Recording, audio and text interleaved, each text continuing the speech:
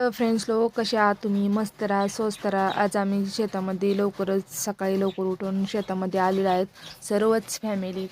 कारण की गवत शेताच्या बांधावरती खूपच गवत साठलं होतं.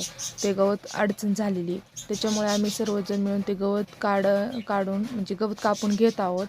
कारण की अडचण कमी होणार आहे. तीळ लावलेलं आहे शेतामध्ये, पण तिळाच्या तिथं शेजारी काहीच गवतामुळे काहीच तिळाचं ते दिसतच नव्हतं. त्याच्यामुळे ते गवत काढावं लागत होतं. म्हणून मस्तपैकी आम्ही सगळीजण फॅमिली मिळून शेतामध्ये आलोत. शेतामध्ये आल्यानंतर आम्ही मस्त गप्पा वगैरे मारत गवत कापत होतो. आणि गवत कापता कापता कसं 2 तास गेले हे काही समजलंच नाही. हे बघा, पावसाचं वातावरण झालेलं आहे. खूपच रात्री पाऊस पडला जोरात. आता पण तसंच वातावरण झालेलं आहे पावसाचं. पाऊस खूपच पडत आहे. हे बघा, गवत किती साठलेलं आहे, त्याच्यामध्ये तीळ दिसत नाही. दीदीने तर आपला भारा बांधण्याचा प्रयत्न करत असले. 10 पेंड्या तिनं गवत कापलेला आहे. गवत सगळ्यांनी मिळून 10 पेंड्या गवत कापून घेतलेला आहे.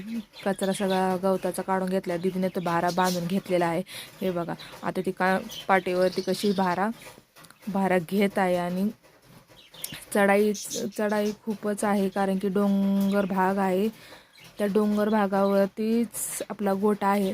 त्या गोठ्यामध्ये गाय, बलद आणि एक बछडा आहे. कारण की तिथं बघा, आम्ही चलत आम्हाला खूपच धाप लागत होती, कारण की खूपच चढाईवरती असल्यामुळे आम्ही हळूहळू पाऊल टाकत कशी तरी करत आम्ही गोठ्यापाशी पोचलो.